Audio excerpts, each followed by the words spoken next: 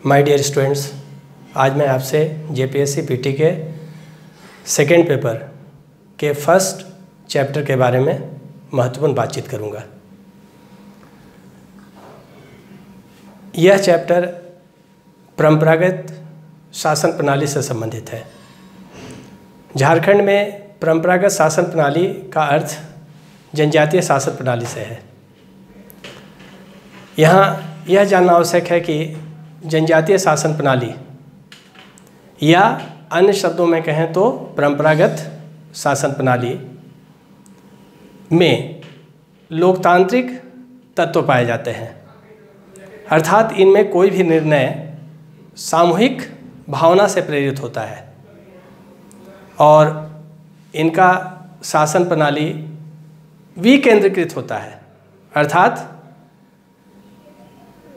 समूह के जितने भी सदस्य हैं वो आपस में बैठकर एक मतैक्य से, एक कंसेंसस पर कोई भी निर्णय लेते हैं। दूसरी विशेषता परंपरागत शासन प्रणाली की यह है कि इसमें परंपरा और प्रथा के द्वारा इनका प्रशासन होता है, अर्थात परंपरा और प्रथा ही इनमें कानून का स्वरूप ग्रहण कर लेती है। एक लंबे समय के उपरांत इनमें किसी भी तरह का कोई लिखित कानून नहीं पाया जाता है। इनका जो भी कानून होता है वो मौखिक कानून होता है। इसीलिए हम इनके कानून को कस्टमरी लॉ के रूप में डिफाइन करते हैं। अगर हम झारखंड में परंपरागत शासन प्रणाली अर्थात जनजातीय शासन प्रणाली का अध्ययन करते हैं तो पाते हैं कि इसके मुख्य रूप से 3 स्तर हैं। पहला स्तर गांव के स्तर पर परंपरागत शासन प्रणाली, जिसे हम ग्राम पंचायत या ग्राम परिषद कहें, विलेज काउंसिल। दूसरा जो स्तर है वो है इंटर विलेज काउंसिल, अंतर ग्रामीण परिषद, मतलब अनेक गांवों को मिलाकर के एक पंचायत का गठन या सभा का गठन। इसे क्षेत्रीय पंचायत भी कहते हैं। और तीसरा स्तर है संपूर्ण जनजाति के या संपूर्ण समुदाय के स्तर पर कोई ऐसी व्यवस्था जो प्रशासन करे।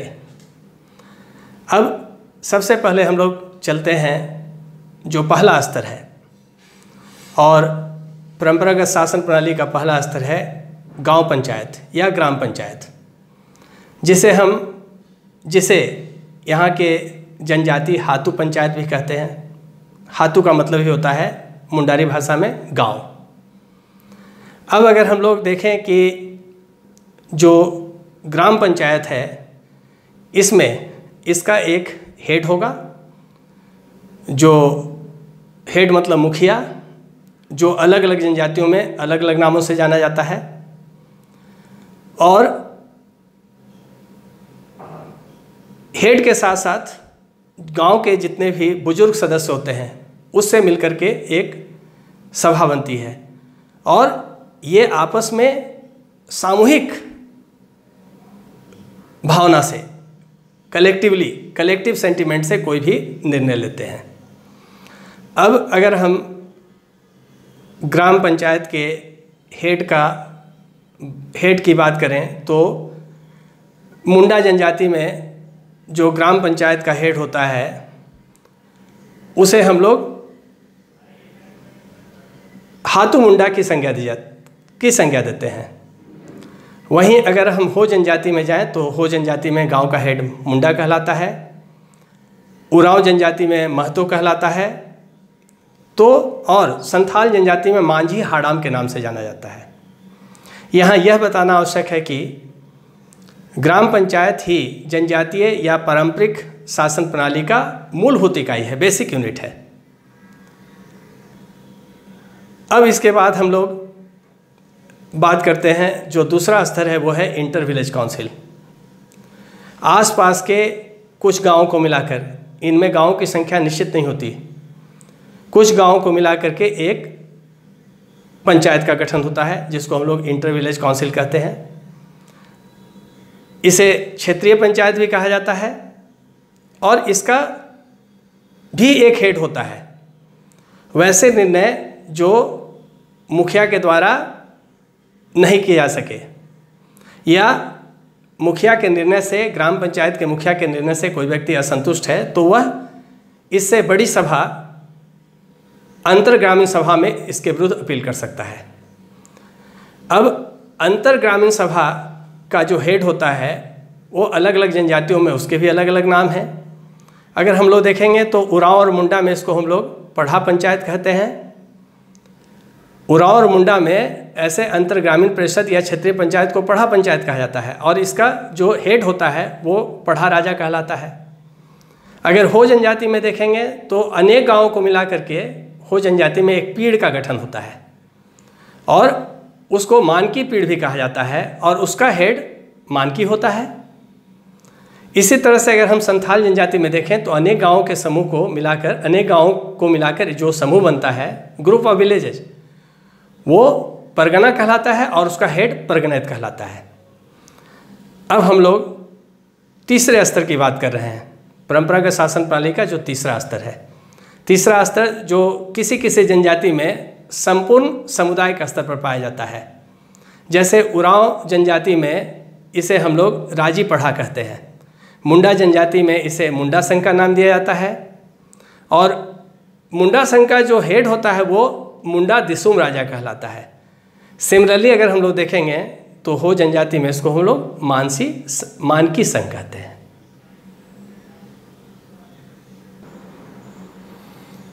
अब हम लोग बात करेंगे जो पहला टॉपिक है इस चैप्टर का और उस टॉपिक का नाम है मुंडा एडमिनिस्ट्रेशन सिस्टम, मुंडा शासन प्रणाली।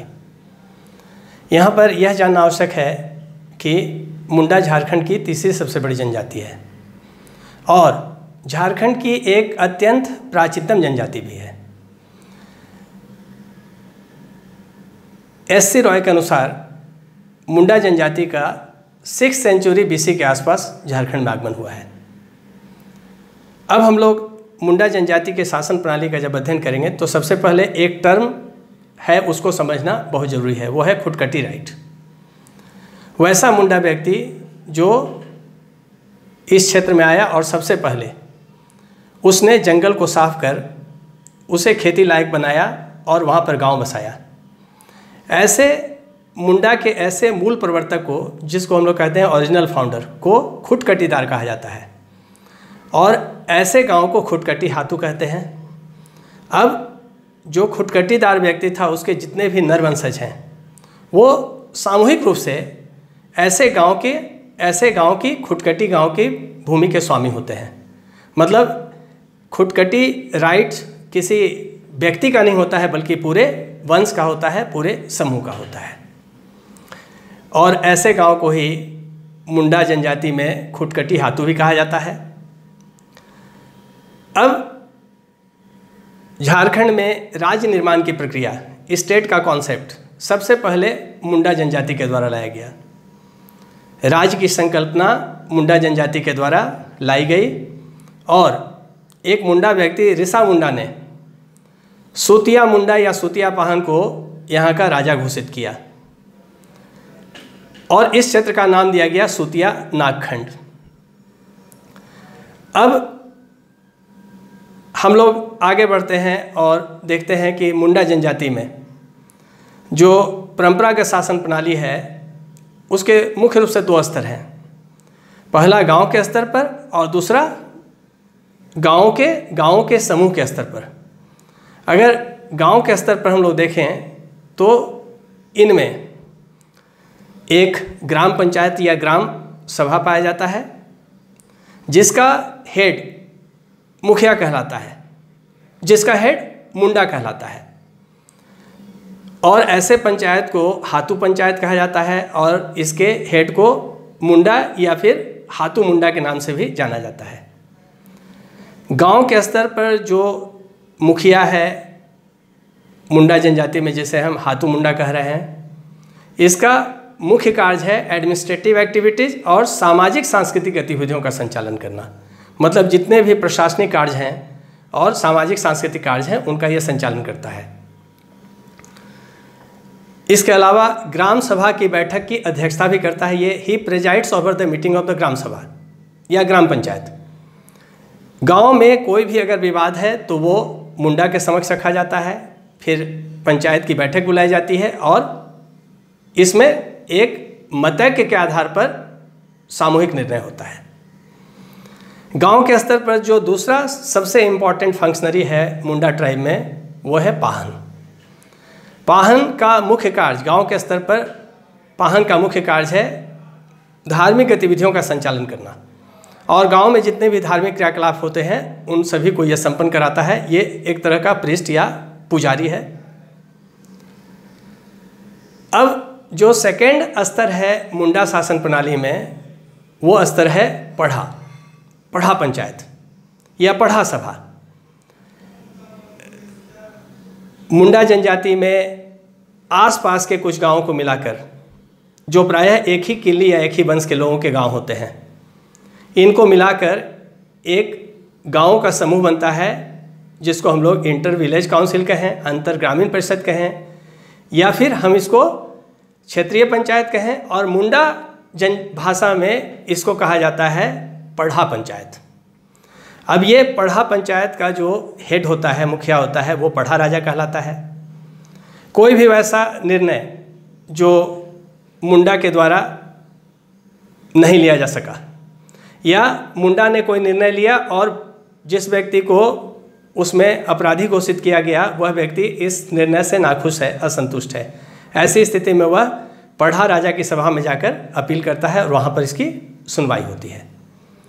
अब अगर एट ए ग्लांस, एक नज़र में अगर हम लोग डिफरेंट फंक्शनरीज की बात करें या इम्पॉर्टेंट फंक्शनरीज जो इसमें पदाधिकारीगण होते हैं मुंडा शासन प्रणाली में, तो सबसे पहले हम लोग बात करेंगे मुंडा का, जो गांव का राजनीतिक प्रधान है, प्रशासनिक प्रधान है। दूसरा है पाहन, जो गांव का, प्रत्येक गांव का पुजारी है या पुरोहित है और धार्मिक क्रियाकलापों का संचालन करता है। तीसरा स्तर है पढ़ा राजा। 15 से 20 गांवों को मिलाकर मुंडा जनजाति में प्रायः एक पढ़ा का गठन होता है और इसका जो हेड होता है वो पढ़ा राजा कहलाता है। अब वैसा कोई निर्णय जो पढ़ा राजा की, वैसा कोई निर्णय जो पढ़ा राजा की सभा में जिसका समाधान नहीं हो सका, वैसे अनसॉल्व्ड इशू को, वैसे जो जिसका समाधान नहीं हुआ है, वैसे मुद्दा को फाइनली 22 पढ़ा राजा की बैठक में रखा जाता है और वहाँ से इसका अंतिम निर्णय होता है। इसके अलावा एक और पद है दीवान का पद। यह पद मंत्री के समान होता है और इसका मुख्य कार्य होता है दीवान का कि जो पढ़ा राजा है उसको उसके कार्यों में सहयोग प्रदान करना। इसके बाद एक पद है लाल का। लाल का कार्य वकील के समान होता है। एक पद है पांडे का। यह पद किरानी के समान है और यह मुख्य रूप से जो डॉक्यूमेंट्स होते हैं, दस्तावेज होते हैं, उनका यह संग्रहण करता है। अब अगले भाग में हम लोग बात करेंगे जो इस चैप्टर का बचा हुआ शेष शासन प्रणाली है उसके बारे में। डियर स्टूडेंट्स, अगर आपको ये वीडियो अच्छा लगा हो तो इसे अधिक से अधिक लाइक करें और इसे सब्सक्राइब करें। धन्यवाद।